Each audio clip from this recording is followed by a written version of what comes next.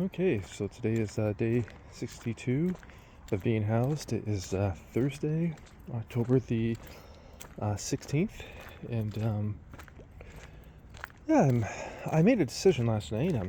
I'll share it here. I'm also going to share it while I'm working on the planes and people watching, like the final formatting this will be for the soft cover, and then I'll have to do a formatting for the electronic book. They're both going to be different because the electronic book obviously won't have any gutters because it won't have a spine because it won't be binded anyhow. But I made a decision last night, and I was fairly confident and certain that I've invested more than enough time, and this is really it's dragged on a lot longer than I anticipated, and kind of like always, it's really hard when I do a revision or an edit.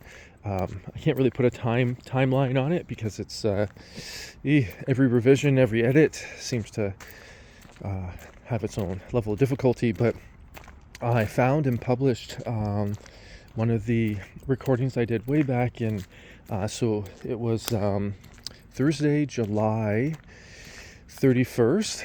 And it's entitled, I believe it's, I'm positive it's Day 9 of Being Homeless, or Day 9 of Being Unhoused. So this is when I was going through the season of homelessness, and or the period of homelessness, and I was really, and I'm gonna pin that video to this the comment section in this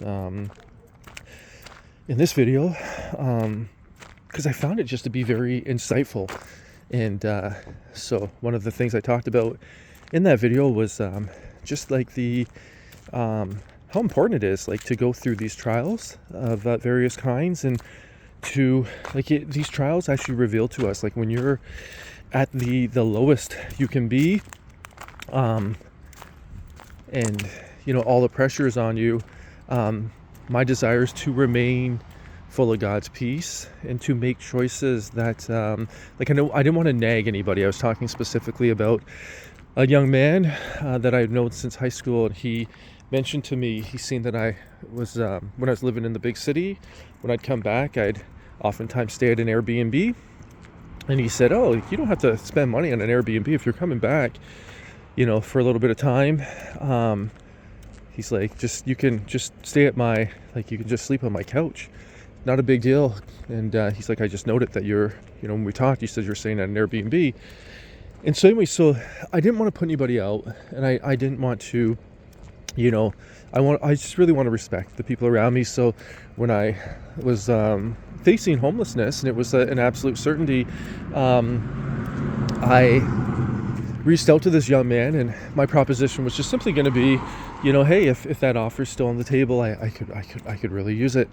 And just to be completely transparent and honest with them, that it would just be in the interim while I look for another place, because I had so much pressure from where I currently was at to get out, and to virtually get out and go wherever. It doesn't, whether it's on the street or whether it's somewhere else, doesn't matter, just get out. So that was the reality that I was facing. But I want to be very respectful to him, meaning I can ask the question, but I don't need to rush him. I don't need to nag him, and I can just respect him overall, and also respect myself, and most importantly, I can be faithful to God, meaning I'm not ruled by a spirit of fear. I'm not going to entertain anxiety, and I'm not going to make any excuses and say that the anxiety is for any other reason than something that I'm permitting. So anyhow, I talked about external pressure, where I was being told that I need to be more aggressive, and the people around me were they're explaining to me that they're upset, and they're saying, well, you're not as urgent as you need to be. And I remember talking with and then I was just saying how that adds added pressure to you, and that's something that I can learn from, in terms of to respect other people and their choices, and to not, it's not wise for me to have a stance where I think I know better than everybody else, and then if they have a different opinion or they're doing something different than I would suggest, to get angry about it and then to allow it to override my thoughts. Here's a couch just randomly upside down on the side of the road. But and then to put pressure on them, that means I'm trying to control their choices. If I try and control somebody's choices and they listen to me, that means they're under my control. That's one of the most dangerous things and places to be. You're virtually usurping somebody's autonomy. It's very dangerous. And but it puts pressure on the other person.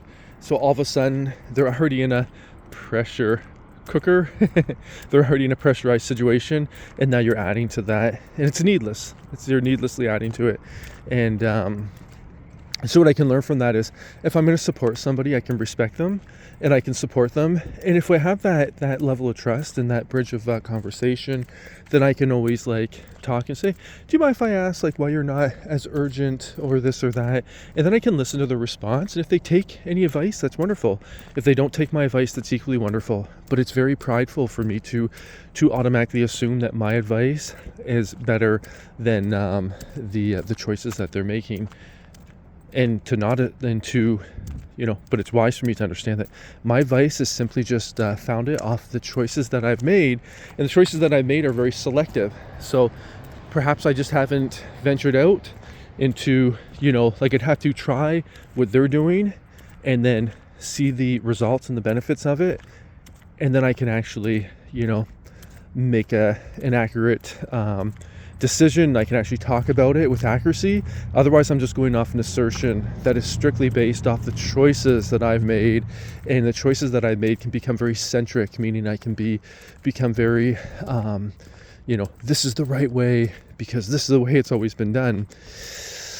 Which, as you grow and as you mature and as you expand and learn, you realize that that's not always the case. Anyhow, the other thing that I noted in that video is I talked frankly about apparently I was working on a revision back then, and I was under the impression that I was going to have that revision done rather smartly, and I said in that video that my goal was just to do the best I could with what I had, to give it an honest attempt, but to understand where I'm at, and I was gonna part of the novelty of pushing it out, especially while I was homeless at the time, was it was going to be an unrefined piece, so it'd be a little more crude, but that was the novelty. It was kind of like a kid who's giving their first attempt at something. You're delighted just to see them try and to see them stick it through to the end. And, you know that they're going to get better. They're definitely going to improve. They're definitely going to increase in skill and understanding. And, but at that level of maturation that they're currently at, you're just happy that they had the idea. They said they were going to bring it forth to fruition, and they did. And so that was the thought that I had for this, for the Planes and People Watching manuscript. And that was back in July. So July 31st, Thursday, July 31st. So I just happened to, and I'm doing the air quotes, coincidentally stumble upon that last night. And I was thinking, nope, this is good. And I think this is going to fully tilt my decision. And so I'm excited to share that I'm going to do a final, I'm going to go through this manuscript, make sure all the spaces are all properly and uniformly gapped out, and then I'm going to upload it. And first I got to go to KDP, and if I do the books buy, which I think costs a little bit of money, so I have to see about that. But I have to set up an account with Amazon KDP, and that can be a little cumbersome and time consuming. And then I need to do some there's some final touches, like the one is, I forget what it's called, but I need to ensure that the formatting, there's an option on the Microsoft Word document that is found in it'd be in the options of the document, where you ensure that like the formatting will always remain the same. So when it gets uploaded to a publisher, that things won't automatically scramble. It'd be similar to if you create like a version, or you create you create a document and you create it on, or say Microsoft Word 2003, and then and you like it, everything's good, then later you go to edit it on Microsoft Office 2017, or vice versa. Say if you go from the 2017 to the 2003, there's going to be certain formatting features that are not applicable because they weren't available during that iteration or that generation of the application. So things can change. So this virtually just makes sure that nothing gets changed. So there's that. There's a few things, and so I'll have to go through it step by step. And I'm going to do my best to record these things. Once again, I feel like whenever there's value that can be added to help others, one of the major points of value is just simply, this is the process it takes to do this. And once people see that, somebody is thinking, oh my goodness, I might write a manuscript. Part of the intimidation that can occur is just the looking into the unknown.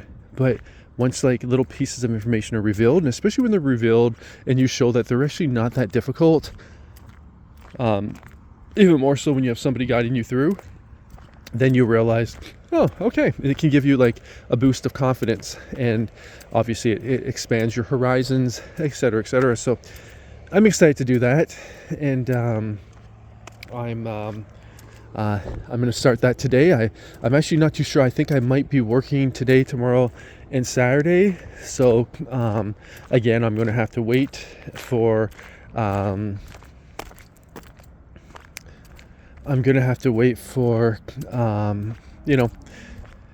just have to prioritize my time. But I'm going to make a checklist, and I'm going to keep you updated and informed.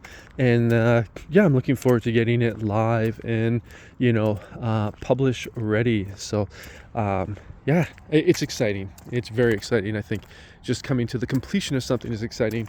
So anyways, I'm happy to share this with you.